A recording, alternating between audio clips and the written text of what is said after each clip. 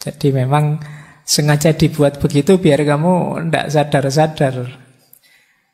Kalau diingatkan dengan musibah, bencana, mungkin kamu cepat sadar, ya Allah, aku dosa apa, aku kok begini itu. Tapi kalau diberi nikmat terus, nah itu dikasih istidraj oleh Allah. Nah, kamu malah terlena, merasa sudah benar, padahal salah.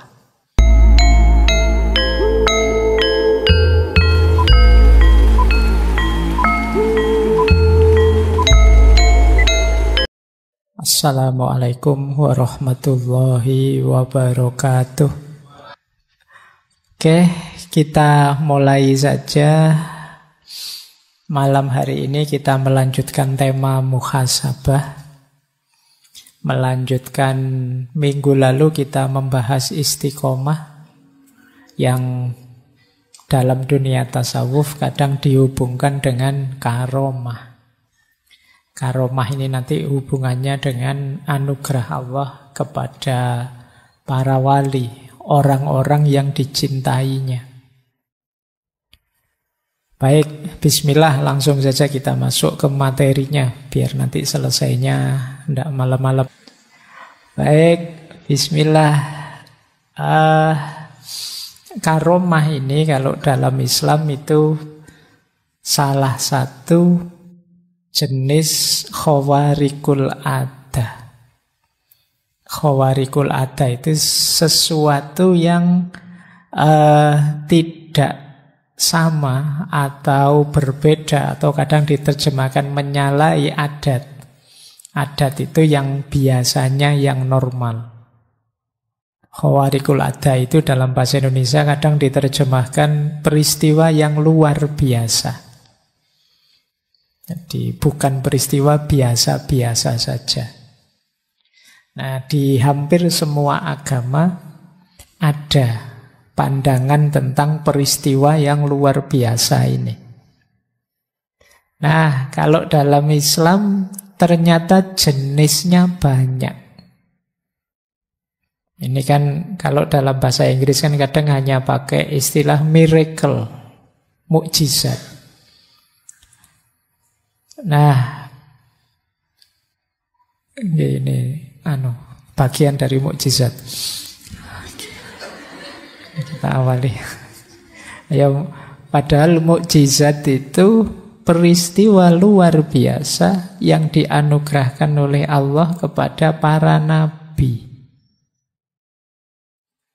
Jadi untuk penguat dakwahnya. Meskipun kalau dalam bahasa Indonesia kata mukjizat ini rasanya umum saja.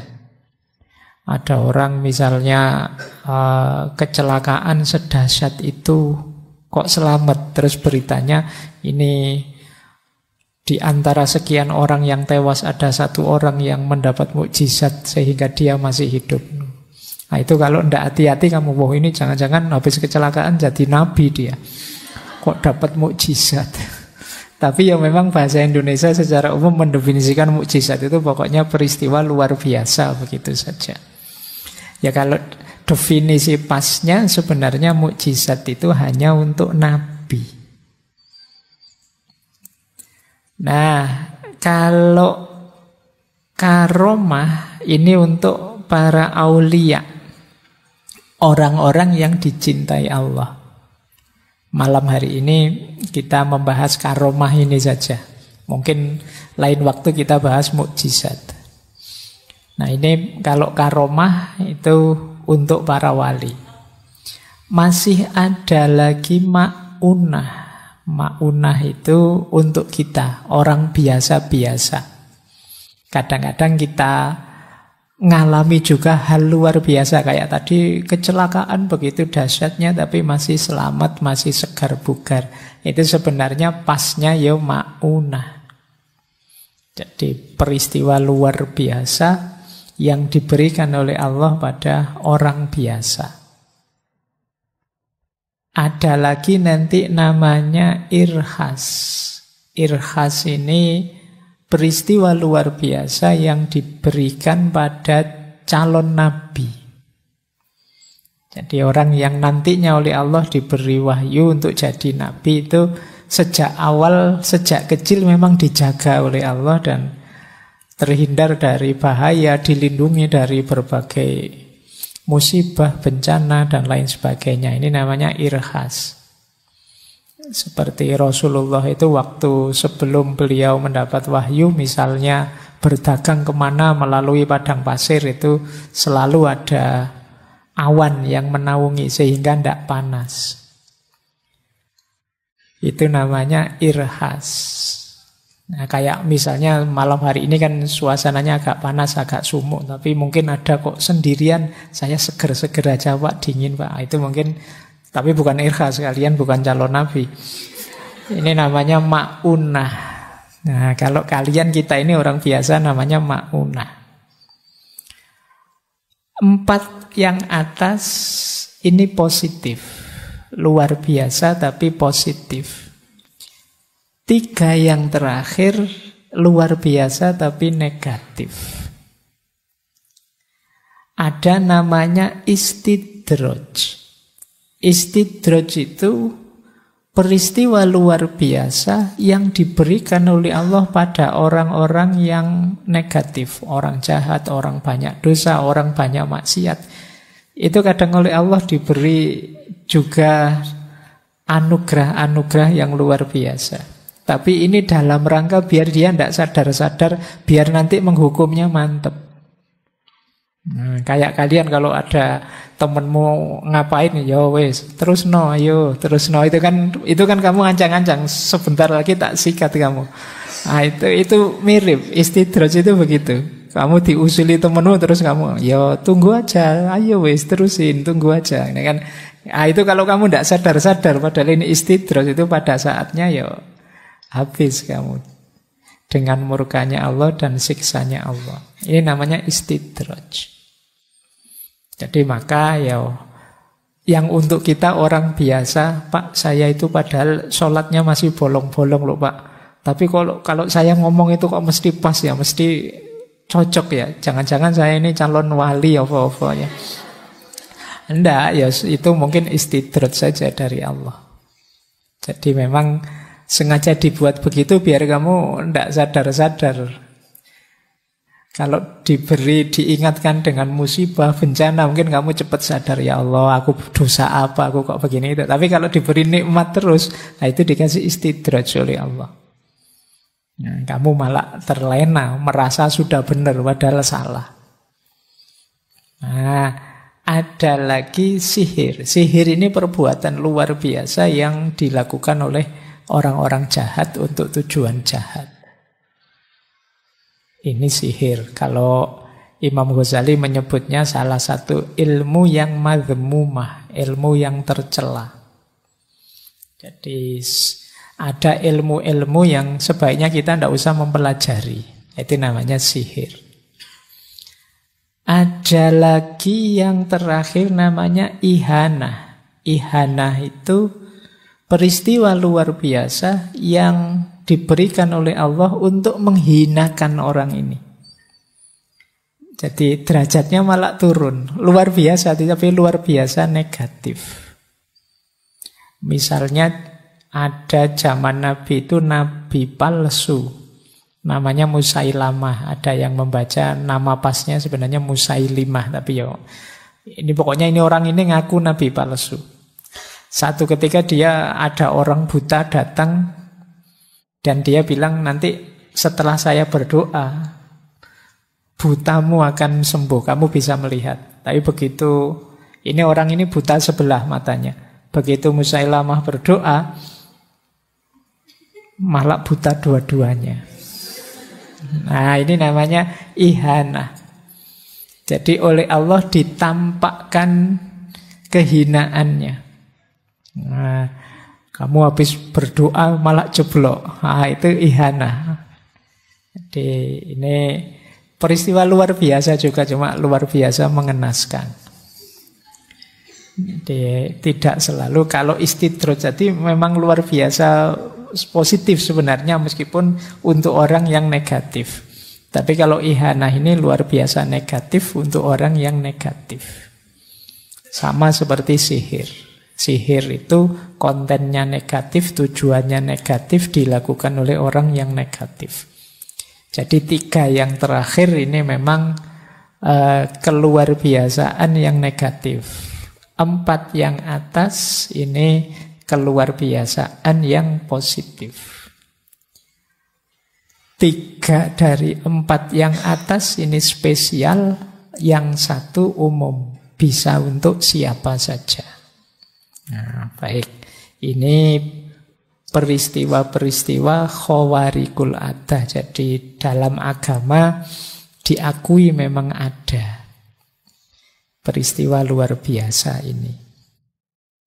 Baik, kita mulai ya. Malam hari ini kita membahas karomah yang merupakan anugerah Allah untuk para wali. Secara bahasa karomah itu artinya kemuliaan.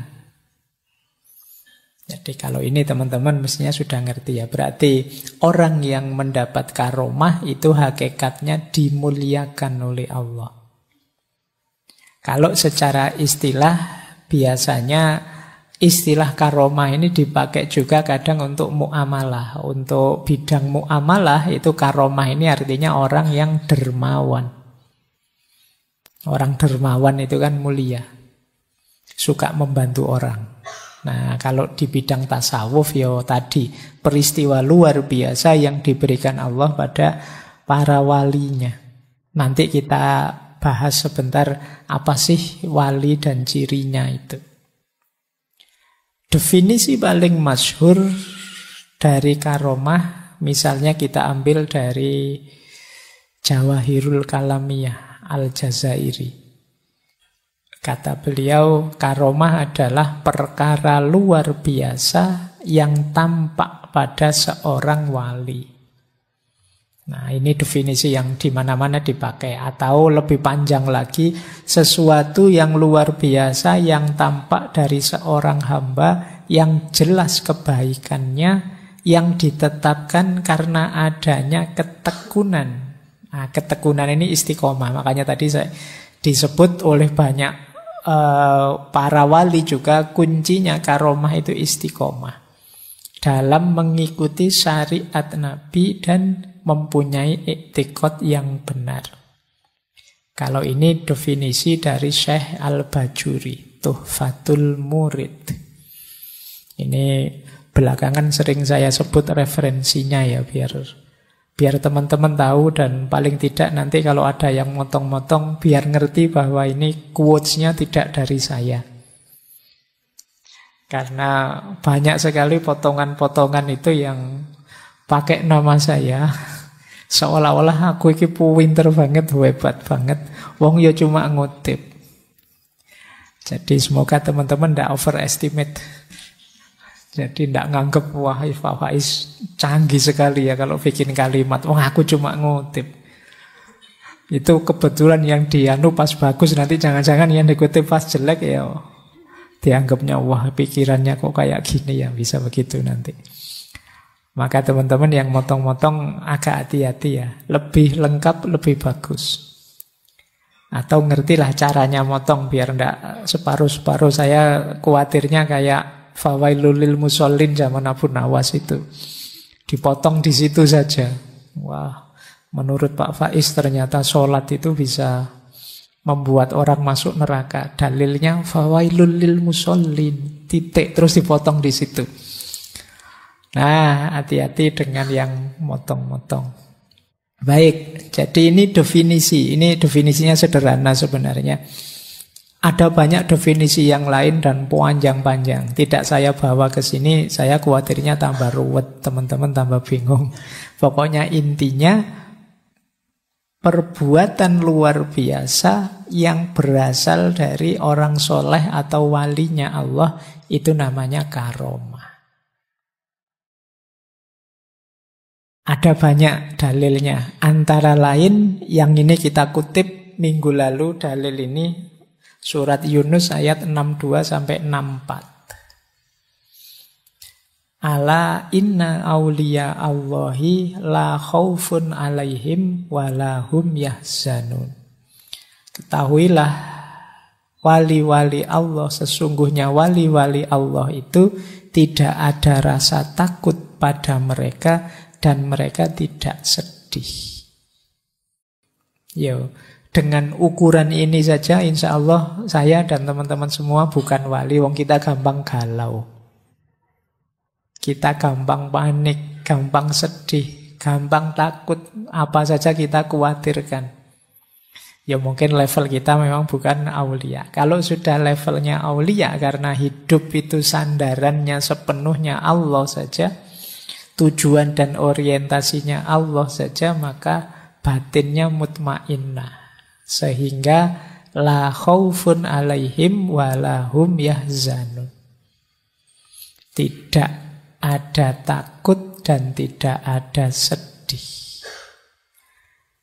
Alladzina amanu wa kanu yattaqun lahumul busyra fil hayatid dunya wa fil akhirah. Yaitu orang-orang beriman dan senantiasa bertakwa. Bagi mereka kabar gembira dalam kehidupan dunia dan akhirat. La tabdila li kalimatillah, tidak ada perubahan, tidak ada ganti bagi kalimat-kalimatnya Allah. Dzalika huwal fauzul azim. Demikianlah itu kemenangan yang agung. Jadi orang yang sampai level ini itu ya mencapai kemenangan agung.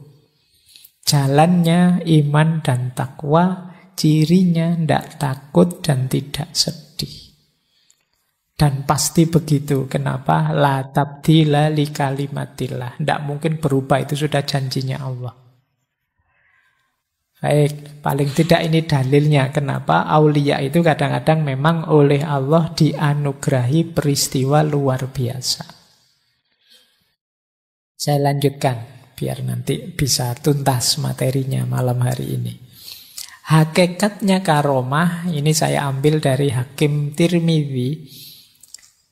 Jadi karomah itu hakikatnya 4. Yang pertama ikrom, yang kedua takdir, yang ketiga wala, yang keempat alamatul auliya fi dzahir. Ikrom itu berarti pemuliaan. Apa sih Pak tujuannya para wali itu kok diberi karomah? Ikrom, pemuliaan Allah terhadap mereka karena kesungguhannya mendekat pada Allah, dimuliakanlah oleh Allah. Namanya ikrom. Yang kedua takdir. Takdir itu yo memang harafiahnya takdir, tapi maksudnya qadar. Qadar itu ukuran, standar, nilai. Takdir berarti menegaskan nilainya si wali ini. Dengan ada karomah-karomahnya itu kan orang tambah mantap, beliau ini memang wali. Itu namanya takdir. Ada peristiwa yang luar biasa yang tidak masuk akal, kok bisa dilakukan? Oh ini berarti memang bukan orang sembarangan. Harus kita hargai dia. Itu takdir. Yang ketiga wala. Wala itu penegasan kewalian. Kedekatan seseorang, kecintaan seseorang, ketaatan seseorang kepada Allah. Nah ini namanya wala. Dan yang terakhir alamatul auliya fi dzahir. Jadi penanda, penciri para wali di level fenomena, di level realitas. Jadi hakikatnya karomah apa? Ikrom, takdir, wala, dan alamatul auliya fi dzahir. Dia simbol pemuliaan Allah padanya. Adanya karomah itu menegaskan nilai ketinggian makomnya, takdir, dan menunjukkan kepatuhannya, loyalitasnya, kedekatannya dengan Allah, wala. Dan bagi orang lain itu adalah tanda kewaliannya. Nah, ini untuk wali ya, berarti harus diawali dengan wala tadi, upaya sungguh-sungguh mendekat ke Allah. Jadi berarti apa? Tidak ada wali tiban. Kan ada kalau dukun tiban ada, tiba-tiba bisa menyembuhkan sakti ada. Tapi wali tiban tidak ada. Karena harus ada pendahuluannya kepatuhan kepada Allah. Mendadak wali tidak ada, mendadak nggak ada. Ada awalan amal solehnya. Baik, jadi ini hakikatnya karomah. Saya lanjutkan. Ini sebelum ke analisisnya. Ada pandangan manusia itu menyikapi kejadian luar biasa terpilah 3. Ada yang ifrat, ada yang tafrid, dan yang ideal itu yang ketiga, yang hikmah. Saya tidak tahu teman-teman ada di posisi mana, karena belakangan banyak yang tidak percaya dengan yang luar biasa, yang gaib-gaib sama sekali. Ada juga yang apa-apa ditafsirkan ke sana. Jadi ada ifrat. Ifrat itu berlebihan. Jadi pokoknya orang bisa melakukan perbuatan luar biasa itu berarti walinya Allah. Kadang agak ngarang-ngarang gimana gitu. Nah ini namanya ifrat, berlebihan. Jadi karena karomah yang dianugerahkan Allah itu ya sifatnya temporer. Suka-suka Allah, prerogatifnya Allah. Kadang-kadang kan di kelompok yang ifrat ini ya segala sesuatu ditafsirkan sebagai bagian dari karomah. Padahal ini hanya untuk para walinya saja. Kadang siapa saja bisa dapat keluar biasaan ini. Ini ifrat. Saya tidak tahu sekarang masih ada apa enggak ya. Zaman saya dulu ada majalah-majalah yang misalnya ilmu karomah yang bisa dipelajari bayar mahar sekian atau kayak gini ada. Ini agak ifrat, berlebihan. Ada juga yang tafrid. Tafrid itu tidak percaya sama sekali. Itu omong kosong saja. Itu khurafat saja. Itu cerita-cerita tidak masuk akal saja. Ya kalau masuk akal namanya tidak luar biasa. Perbuatan luar biasa itu mesti saja tidak masuk akal. Kalau masuk akal ya biasa saja, namanya bukan karomah. Jadi banyak juga yang tafrid hari ini. Misalnya ada kelompok-kelompok misalnya yang madhabnya saintisme misalnya. Apa-apa itu ya melihatnya sisi sainsnya saja misalnya. Di luar itu dianggap tidak bermakna, meaningless. Nah ini kelompok tafrid. Karena kalau dalam agama itu kan realitas itu tidak hanya realitas empiris konkret, tapi juga ada realitas metafisik. Tidak hanya alam syahadah, tapi ada juga alam ghaib. Itu kalau dalam agama. Maka pandangan-pandangan tafrid kurang memadai. Ifrat juga tidak memadai. Iya memang Allah itu menakdir, punya kuasa untuk memberi kemukjizatan, memberi karomah, memberi maunah pada hambanya. Meskipun tidak selalu terus-terusan begitu. Orang yang ifrat saja itu mungkin melihat segalanya qadarullah, melupakan bahwa dalam hidup ini ada sunnatullah. Orang ifrat itu nunggu-nunggu karomah terus. Kok tidak belajar mah? Saya tak berdoa saja, siapa tahu Allah menganugerahkan. Mukjizatnya saya tidak pernah kuliah, ternyata lulus cum laude misalnya. Ini ifrat namanya. Kamu nyari mukjizat terus, nyari karomah, nyari maunah terus, mengandalkan qadarullah saja. Nah, kebalikannya yang tafrid. Yang tafrid ya tidak percaya itu semua, pokoknya mengandalkan amalnya saja. Dua-duanya tidak positif. Yang positif apa? Hikmah.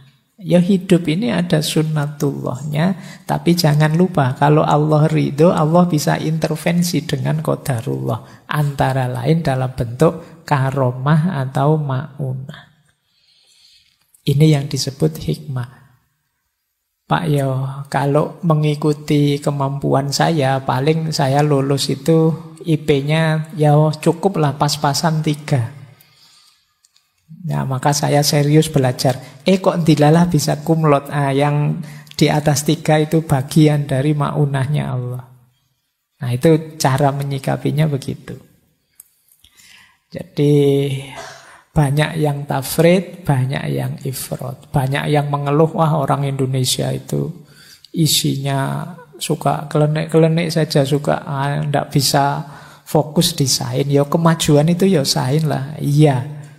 Dalam hidup ini ada sisi saintifiknya, tapi juga jangan lupa hidup itu tidak seeksak itu ketika berhubungan dengan manusia. Kadang-kadang kalkulasi-kalkulasi rasional kita bisa meleset. Di situ gunanya hadirnya Allah dengan qadarullahnya. Makanya rukun iman itu yang keeman, ya qada ya qadar.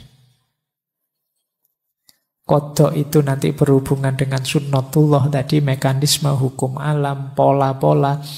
Kalau yang qadar ini berhubungan dengan intervensinya Allah, prerogatifnya Allah untuk menakdir apa, memutuskan apa untuk kita. Baik, ini untuk bahan renungan teman-teman, selama ini saya ada di mana? Atau jangan-jangan saya tidak pernah mikir gitu-gitu kok Pak. Pokoknya pikiran saya di luar itu. Padahal itu bagian dari keimanan sebenarnya. Yang kodok-kodar tadi ya. Baik, kita lanjutkan. Nah, ini menarik. Ada pertanyaan begini. Kenapa sih kok kita harus mendengar cerita wali-wali, mendengar cerita karomah-karomah, yang kadang-kadang di sini siwa itu cerita-cerita khurafat saja, cerita-cerita ngarang-ngarang saja. Dianggap ngarang karena tidak masuk akal. Padahal saya bilang tadi, mesti tidak masuk akal karena itu kejadian luar biasa. Dan Al-Quran di surat Yusuf menjelaskan, laqad kana fi qasasihim ibratun liulil albab. Dalam kisah-kisah luar biasa tentang mukjizat, karomah dan lain sebagainya itu ada ibroh, ada pelajaran bagi orang-orang yang ulul albab. Mata hatinya hidup, tidak sekedar mata pikirannya. Al-Quran itu kan ada ulil absor, ada ulil nuha, ada ulil albab. Yang ulul albab itu lub. Lub itu hati, basirah. Baik. Jadi kenapa ada cerita-cerita wali karomah yang luar biasa? Ya karena untuk ibroh bagi kita, biar tidak terlalu terjebak pada mekanisme duniawi. Makana hadisan yuftaro. Semua itu bukan cerita-cerita yang dibuat-buat, asli itu. Nabi Ibrahim dibakar kok tidak mempan, asli itu. Ashabul Kahfi 309 tahun tidur masih utuh, tidak bertambah tua, asli. Makana hadisan yuftaro. Nah, bahwa itu tidak masuk akal Pak, itu pakai ilmu biologi manapun, fisika manapun tidak nyambung. Iya, wong itu namanya karomah. Makana hadisan yuftaro. Walakin tasdiqal ladzi baina yadayhi, tetapi membenarkan apa yang sedang dihadapi. Wa tafsila kulli syai', dan memerinci segala sesuatu. Wa hudan wa rahmatan, dan juga sebagai petunjuk, wa rahmatan, dan juga sebagai bentuk kasih sayang Allah, rahmatnya Allah, liqaumi yu'minun, bagi orang-orang yang beriman. Jadi kalau ada yang tanya, ngapain sih Pak cerita-cerita yang tidak masuk akal begitu? Iya, tujuannya apa? Untuk menyadarkan kita, jadi pelajaran bagi kita bahwa hidup ini tidak seeksak pikiran kita dan yang tampak di depan mata. Ada banyak yang kadang-kadang tidak terduga. Maka jangan putus asa, juga jangan lalai. Karena kadang-kadang kalau kita menganggap hidup ini hanya sesuai kalkulasi akal kita saja, mungkin hari ini kita harusnya sudah putus asa. Ada banyak sekali masalah dalam hidup ini. Tapi kenapa kita tidak begitu? Kita yakin ada Allah. Kita yakin punya Allah. Orang kok sedih terus-terusan, stres terus-terusan, marah terus-terusan, kecewa terus-terusan. Ini sebenarnya dia lupa bahwa dia punya Allah. Nah, maka kalian yang sedang galau, tidak move on lama, kamu lupa bahwa ada Allah. Jangan putus asa.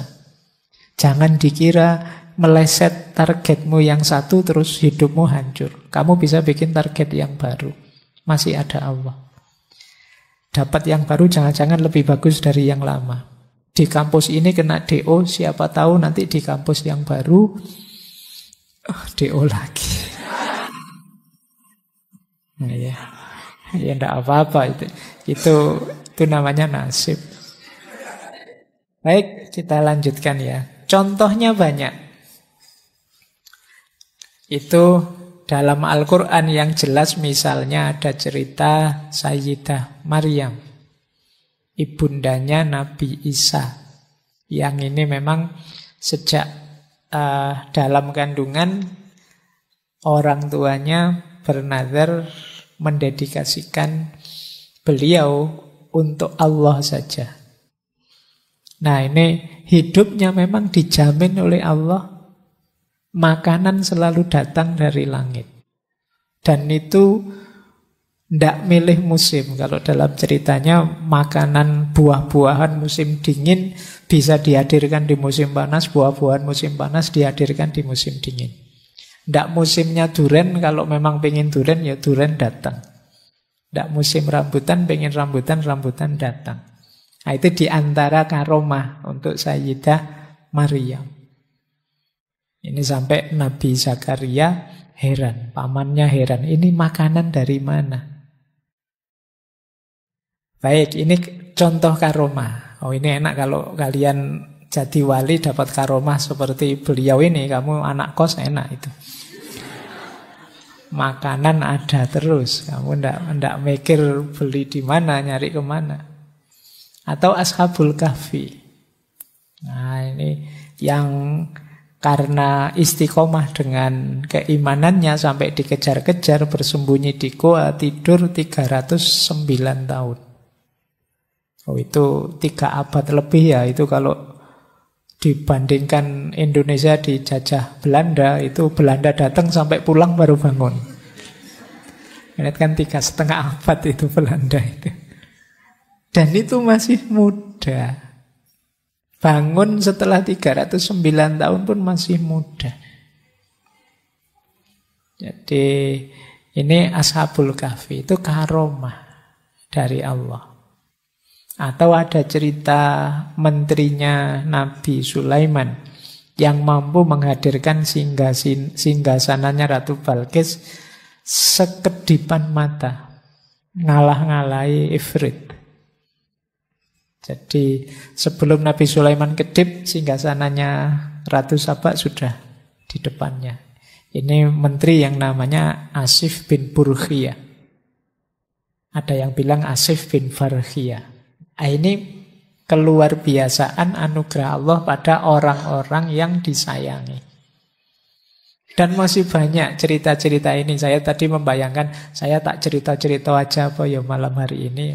Wah, nanti kalian tambah ngantuk. Jadi insya Allah cerita-cerita kalian ngerti semua lah. Malam hari ini kita agak mendalami konsep-konsepnya. Apa itu yang dimaksud karomah. Baik, kita mulai mendalami tanda-tanda karomah dan maksudnya. Sesuatu, ini bagi kita yang tidak mendapat karomah, untuk menilai ini karomah benar atau istidraj atau apa, yang pertama apa? Orang yang menerima ini memang orang soleh. Itu karomah. Bukan berarti kayak kita tidak terlalu soleh ini tidak mungkin luar biasa. Tapi kalau yang untuk kita kan namanya ma'unah. Tapi kalau itu karomah, pastikan ini orang soleh. Jadi, Pak, tetangga saya itu tidak pernah sholat loh Pak. Tapi karomahnya, ya bukan karomah kalau itu. Jadi karomah itu hanya untuk wali-walinya Allah. Berarti dia harus orang soleh. Ada lagi yang kedua, tidak secara khusus berdoa, meminta, melatih diri untuk mendapat keistimewaan itu. Jadi ini memang insidental, diberikan langsung oleh Allah. Maka yang latihan-latihan, Pak saya latihan biar tidak mempan dibacok, Pak saya kayak gitu, itu mungkin ada, tapi namanya bukan karomah. Karomah itu memang sesuai kebutuhan saja. Ketika Allah menganggap kekasihnya ini butuh, itu diberi saat itu juga. Dan itu nyambung dengan ciri ketiga, tidak bisa dipamerkan, tidak bisa disombongkan. Ya persis seperti ketika Nabi Musa mukjizat, tongkatnya dipukulkan laut, terus lautnya terbelah. Itu kan insidental, saat itu Nabi Musa diberi petunjuk, disuruh mukulkan tongkatnya di laut. Jadi sepenuhnya prerogatifnya Allah, kapan, di mana, seperti apa. Bukan latihan, juga bukan melalui riyadhah lama minta bisa ini, ya Allah saya minta bisa melihat yang gaib-gaib, ya Allah, bukan itu. Jadi karomah itu sepenuhnya anugerahnya Allah. Jadi ya tongkatnya Nabi Musa tadi setelah dipakai itu terus kamu coba, nyoba, ayo terbelah. Besok nyoba lagi, ayo buat main-main gitu, tidak bisa dipamerkan. Jadi dia sifatnya insidental, memang anugerah Allah sewaktu-waktu ketika Allah menganggap kekasihnya ini butuh, itu diberi. Makanya tidak bisa dipamer-pamerkan. Tidak bisa kok, wah saya wali loh, coba lihat, saya bisa jalan di atas air nih. Itu dipamerkan, tidak bisa begitu. Jadi ciri sederhananya, orangnya memang soleh, bukan sesuatu yang memang diminta lama atau dilatihkan lama. Dan yang ketiga, tidak dipamer-pamerkan. Ini namanya karomah. Terus maksudnya apa sih? Karomah itu dianugerahkan oleh Allah. Secara umum targetnya 3. Jadi pasti itu tidak sekedar keuntungan atau kesenangan atau senang-senang saja bagi orang yang dicintainya, tapi lebih pada untuk meningkatkan, tambah mantap. Tambah Allahu Akbar, betapa Allah itu Maha Kuasa. Manusia yang secara fisika, matematika tidak mungkin bisa jalan di atas air, ternyata bisa. Orang tambah yakin. Ini target pertama. Jadi hadirnya karomah menambah mantap keimanan seseorang. Yang kedua, hadirnya karomah menambah percayanya orang pada para wali ini. Jadi sehingga ketika para wali ini dakwah lebih mudah diterima. Misalnya Kanjeng Sunan Kalijogo yang bisa bikin tiangnya Masjid Demak hanya dari tatal, yang sampai hari ini itu kan kita bisa melihat. Masjid semegah sekokoh itu tiangnya hanya dari tumpuan kayu yang dirangkai. Ini kan tidak sembarangan, kok kamu nyoba ya pontang-panting. Ilmu arsitektur yang mana ya kesulitan bikin itu. Ini semacam karomah yang tidak sembarangan orang bisa. Nah, ketika orang ngerti, wah ini berarti beliau memang waliullah. Itu kan ketika mengajak kita, mendakwahi kita, lebih mudah masuk. Jadi ini jadi wasilah, jadi sarana orang tambah percaya. Ya karena masyarakat Jawa cara berpikirnya agak gaib, agak mistik, ya nanti banyak mukjizat karomah-karomahnya para wali itu ya seputar itu.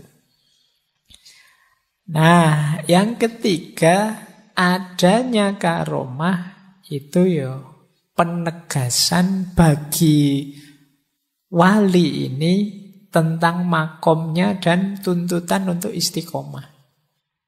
Berarti Allah menerima itu.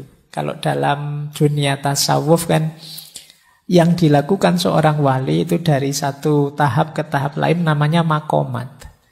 Kesungguhan seorang wali mendaki makomat itu nanti disambut oleh Allah dengan namanya akhwal. Nah, karomah ini bagian dari akhwal tadi.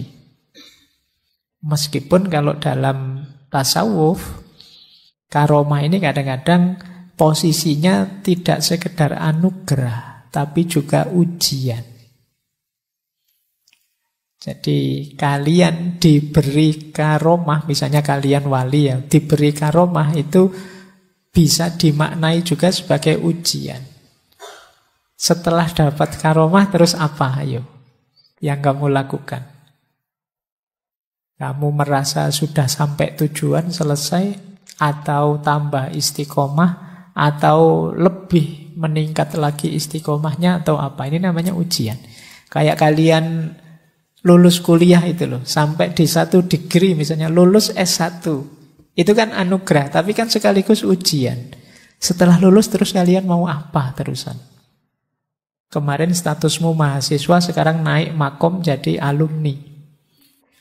Saya tidak tahu jadi alumni itu makomnya naik atau malah turun. Tapi kan ganti makom sekarang. Ini kan semacam ujian. Lah terus apa yang kamu lakukan terusan dengan itu? Nah, makanya kalau dalam ilmu tasawuf itu karomah itu harus hati-hati yang mendapat karomah ini. Karena banyak yang terdistraksi di karomah ini. Begitu dapat karomah terus merasa selesai perjalanannya. Padahal karomah ini bukan akhir perjalanan, masih panjang perjalanan menuju Allah. Baik, jadi itu tanda-tandanya dan maksudnya. Kita lanjutkan. Nanti ada 2 jenis karomah. Yang pertama hissiyah, yang kedua maknawiyah. Hissiyah ini karomah yang sering teman-teman ceritakan karena bisa dilihat. Jadi hissiyah itu misalnya bisa membaca hatinya orang, pikirannya orang. Bisa menyebut nanti akan terjadi apa. Bisa apalah cerita jalan di atas air, bisa ada di mana-mana. Sekarang di sini yang lain, oh saya belum Pak tadi ketemu Pak Faiz di sana kok sekarang sudah ada di sini. Oh yang di sana ya saya yang lain bagian. Nah ini ada jenis karomah. Ini namanya hissiyah. Jadi orang bisa mengindranya langsung, melihatnya langsung. Begitu saya ngomong kejadian. Nah, jalan harusnya waktunya lama, misalnya Surabaya Jogja harusnya kalau naik tol 3,5 jam, ini setengah jam sudah sampai. Tadi tidur tidak tahu-tahu sudah nyampe. Nah itu kan hissiyah namanya. Kejadian luar biasa yang sifatnya indrawi. Hissi itu kan indra, panca indra. Nah, jadi ini jenis pertama. Biasanya yang teman-teman kejar itu kan yang ini. Ingin loh Pak, sekali-sekali saya punya kelebihan apa gitu. Bisa membaca pikirannya orang, bisa membaca hatinya orang kan. Ini hissiyah namanya. Nah, saya tidak tahu kalian siap apa enggak. Misalnya kalian punya kemampuan membaca pikiran atau hatinya orang, itu siap enggak kalian? Kayak saya ini misalnya ngadep kalian itu pikiranmu kedengaran semua, jangan-jangan malah stres kamu. Sebanyak ini orang yang sana lihat saya sambil bilang, Pak Faiz itu kalau ngomong-ngomong apa itu ruwet. Lama sekali tidak selesai ngajinya. Kamu mungkin malah terdistraksi jadi tidak fokus. Kamu belum siap. Nah, apalagi kamu bisa berada di banyak tempat sekaligus, wis tidak bayang ke. Atau kamu bisa melihat min waroi hijab. Jadi meskipun ada penghalang, bisa tembus melihatnya. Tambah bahaya kalau kamu. Ini karomah hissiyah. Ada yang lebih sejati. Karomah itu namanya karomah maknawiyah. Mungkin kalian tidak terlalu tertarik, tapi justru inilah karomah yang dikejar-kejar oleh wali. Karomah maknawiyah itu adalah karomah yang hanya dirasakan, tidak hissi, orang lain tidak melihat, oleh yang mengalami langsung. Misalnya tambah istiqomah. Misalnya bersihnya hati dari buruk sangka, iri, dengki. Akhlaknya tambah baik. Oleh Allah dianugerahi akhlak mulia sepenuhnya. Ini karomah maknawiyah. Jadi ada dua jenis karomah. Ada hissiyah, ada maknawiyah. Hissiyah oke untuk bukti dan macam-macam tadi. Maknawiyah jauh lebih hakiki. Nanti kita lihat pendapatnya para ulama tentang hissiyah dan maknawiyah ini.